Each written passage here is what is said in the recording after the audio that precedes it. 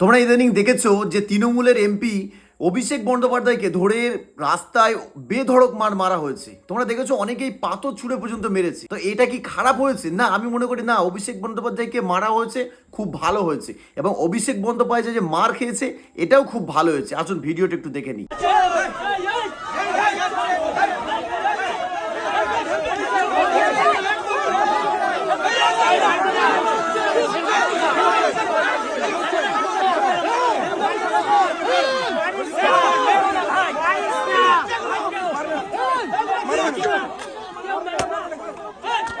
আসুন এবারে এই কথাটার একটু বিষয়টা আমি কেন বলছি যে অভিষেক ব্যানার্জি মার খেয়েছে ভালো হয়েছে বা মারছে ভালো হয়েছে, একটুখানি তোমাদেরকে বুঝিয়ে বলি। এবার বলি যে অভিষেক বন্দ্যোপাধ্যায় যে মারটা কেন খেয়েছে। দেখো, অভিষেক বন্দ্যোপাধ্যায় মার খেয়েছে এই জন্য যে তাদের পার্টির একজন কর্মীকে মার্ডার করা হয়েছে, তার বাড়িতে যাওয়ার জন্য তাকে মারধর করা হয়েছে। এবার বলুন তো যে এই তৃণমূল পার্টিটার এই জায়গায় দাঁড় করানোর পেছনে অভিষেক ব্যানার্জির কতটা ক্রেডিট আছে? আমি যদি মনে করি তো অভিষেক ব্যানার্জি একেবারে সামান্য ক্রেডিট আছে। মূল যিনি যেই পার্টিটাকে দাঁড় করিয়েছেন তৃণমূলটা, সেটা হচ্ছে মমতা ব্যানার্জি। এখন তোমরা যদি ভালো করে দেখো যে সাকসেসটা কি জিনিস, এই দলটাকে এই জায়গায় এনেছে মমতা ব্যানার্জি। মানে সাকসেসটা কি জিনিস দেখুন। সাকসেস ব্যাপারটা হচ্ছে যে শাহরুখ খানের ছেলে কিন্তু শাহরুখ খান হতে পারবে না, ঠিক আছে? যেমন সচিনের ছেলেও কিন্তু সচিন হতে পারবে না। এখানে প্রশ্নটা এখানে থেকে যাচ্ছে। দেখুন, সাকসেস পেতে গেলে তোমাকে আগে লড়াই করতে, কেমন লড়াই করতে হবে? বাবার টাকা আছে বলে যে তুমি বিজনেসে সফল হবে এমন কিছু নয়। বাবার টাকা আছে বলে তুমি অন্য কোনো কর্মতে সাকসেস হবে এমন কোনো নয়। দেখুন, সাকসেসটা কি জিনিস, অ্যাকচুয়ালি সাকসেসটা কিভাবে আসে? সাকসেস আপনাকে বিজনেস বা যে কোনো কাজে, তোমাকে রাজনীতি বলো আর পড়াশোনা বলো, যে কোনো কাজে সাকসেস হতে গেলে তোমাকে আগে লড়াই করো। বাপ দাদার অর্থ সম্পদ দিয়ে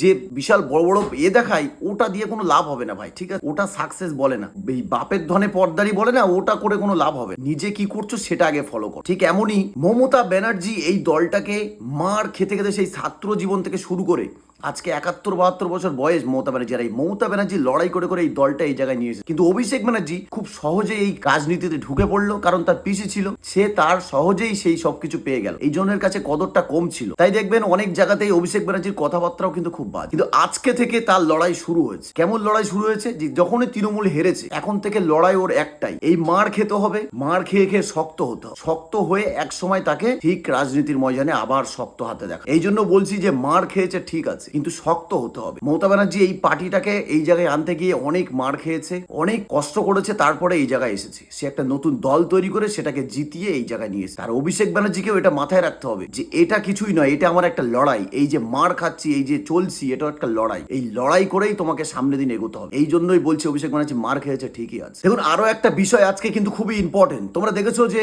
দমদমে স্টেশন ইদানিং ভাঙচুর করা হয়েছে। ভাঙচুর বলতে হকার, সেখানে অনেক রকম ভাবে অনেকে প্রোটেস্ট করেছে। এবং আরো একটা মূল বিষয় হচ্ছে সেখানের মানুষ আরো একটা কথা বলছে, যেটা হেসে ফেলছি আমি সত্যি ভাই। বলছে আবার ভোট হোক। এই দেখেন, দেখে নিন, ভোট আবার হোক। আমরা 3000 টাকা আমাদের দরকার নাই, 1500 টাকাই ভালো ছিল। 1500 টাকাই ভালো ছিল। কি করব সরকারকে যখন আছি ভালোর জন্য, তো আমাদের সরকার কই? আমরা কোথায় যাব? মানে অ্যাকচুয়ালি ভেবে দেখো যে হকার যারা, তাদের তো ভীষণ একটা কষ্টের দিন যাচ্ছে, সেটা যারা জানে তারাই জানে। কারণ যারা দৈনন্দিন জীবনে বাইরের দিকে কলকাতার দিকে কাজে টাজে যায়, তারপরে স্টেশনে ট্রেনে যাতায়াত যাদের, তারাই জানে যে হকাররা কি টাকা ইনকাম করতো বা তাদের কিভাবে সংসারটা চলতো। ঠিক আছে, তাদের একেবারে যেই ভেঙচুর করা হচ্ছে, এটা তাদের ভীষণই একটা বাজে দিক। ঠিক আছে, তাই তারা বিভিন্ন রকমভাবে প্রোটেস্ট করছে এবং তারা নিজেরাই বলছে যে ভোট রাজ্যে আবার হোক। তার মানে বুঝতে পারছো ভোট যদি আবার হয় কি হবে রাজ্যে। হ্যাঁ, সবাই তৃণমূলকেই চাচ্ছে। ওই 3000 টাকা কেউ দরকার নেই, আর সেই 1500 টাকা এবং মমতা ব্যানার্জিই থাক। যে শান্তিটা ছিল রাজ্যে সেটাই থাক। এই যে এই একটা মেয়ে, এর নাম হচ্ছে টুম্পা, এর বিষয়ে কথা বলতে চায় না, কিন্তু এর বিষয়ে কথা না বলতে ভিউজ আসবে না বন্ধু। এ কি বলছে জানো তো? একটুখানি দেখে নাও, নাহলে বুঝবে না। আপনি কি ভাবছেন সাথ সবকা বিকাশই শুধু হোগা, সবকা হিসাব নেই হোগা? সব হিসাব হবে বন্ধু।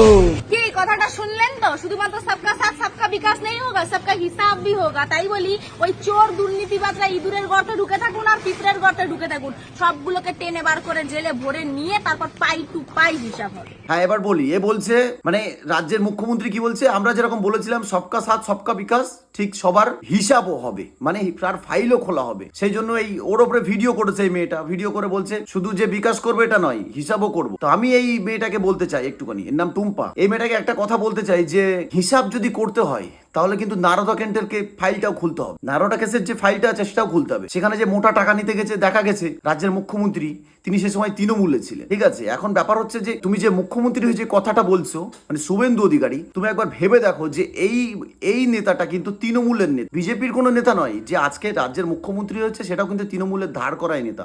সে একসময় তৃণমূলেই ছিল আর তৃণমূলের হয়ে বিজেপির অনেক বড় বড় কথাও বলেছে। আগে নিজেরটা দেখো যে নিজেরটা কি, যদি ফাইলটা খুলি সেটা কোথায় যাবে একবার ভেবে দেখো, নাকি নিজেরটা খুলবে না শুধু বাকি সবারটা খুলবে। এই মেয়েটা এমনই, শুধু কথাবার্তার মধ্যে সব কথাবার্তার ভিতরে একটা না একটা কটাক্ষ করতেই চলেছে মানুষ। সব শেষে আরো একটা কথা, তোমরা দেশের ভিতরে এখনো অলরেডি সবাই জেনেই গেছো যে ভাই দেশের সব থেকে গদি মিডিয়া কোনটি, সেটা হচ্ছে আজতাক। আজতাকের এই যে নিউজ যে মিডিয়াটা, এই যে দেখে নাও একটুখানি। स्टार टीचर्स, यूट्यूब वाले स्टार टीचर्स जिनको कुछ जानना ना कौड़ी, कभी ब्लैक बोर्ड लेकर कुछ एक्सप्लेनर बनाते हैं, खाली व्यूज बटोरते हैं, उटपटांग ग्रैब्स लिखते हैं और उसके बाद से अपने आप को इतना महारथी समझने लगते हैं कि कुछ लोग उनको फॉलो करने लगते हैं। সে কি বলছে, ইউটিউবে সেলিব্রিটি টিচার যারা কিনা যেসব কারাপশন হচ্ছে দেশে তার বিষয়ে আওয়াজ তুলছে আর তাদেরকেই এই ধরনের কথাবার্তা বলছে। মানে এই মিডিয়াটাকে ঠিক বাইরে বার হতেই ধরেছে দর্শক। এই সব মিডিয়াগুলো যারা শুধুমাত্র চাটুকর, ঠিক আছে, গদি মিডিয়া, তো এদের যখন সরকার চেঞ্জ হবে এদের স্থান শুধুমাত্র জেলে হবে। দেখে নিও, এদের স্থান শুধু জেলে হবে। এই ধরনের বাজে বাজে কথা বলা, যারা কিনা দেশের সম্পর্কে কথা তুলছে, যারা কারাপশন সম্পর্কে কথা তুলছে, দিনের পর দিন নিট পেপার লিক হচ্ছে যেসব সম্পর্কে তারা কথা বলছে, এবং সঠিক এডুকেশন যারা মানুষকে ফ্রিতে দিচ্ছে তাদের সম্পর্কে উল্টো পাল্টা বক। তাই মনে করি সরকার যেদিন চেঞ্জ হবে সেদিন এই ধরনের মিডিয়া এদের স্থান হবে শুধুমাত্র জেলে। ধন্যবাদ তোমাদের সবাইকে, অসংখ্য ভালো থাকবেন সবাই। আর এই ধরনের মিডিয়া থেকে অবশ্যই দূরে থাকবেন, না হলে কিন্তু সামনে দিন বহুত খবর আছে ভাই, বুঝতে পেরেছো। কারণ এরা মানে হবে এক আর বলে দেবে আর এক। যেমন ধর্মেন্দ্র সাহেব মরে যাবার 10 দিন আগে থেকে অ্যানাউন্স করে দিচ্ছে ধর্মেন্দ্র সাহেব মারা গেছে। তারপরে তার মেয়ে যখন টুইটে জানালো, ইনস্টাগ্রাম স্টোরিতে জানালো, তখনই মানুষ জানতে পারলো। বুঝতে পারছো এরা কি জিনিস ভাই, কি বিষাক্ত সমাজের জন্য। ধন্যবাদ সবাইকে।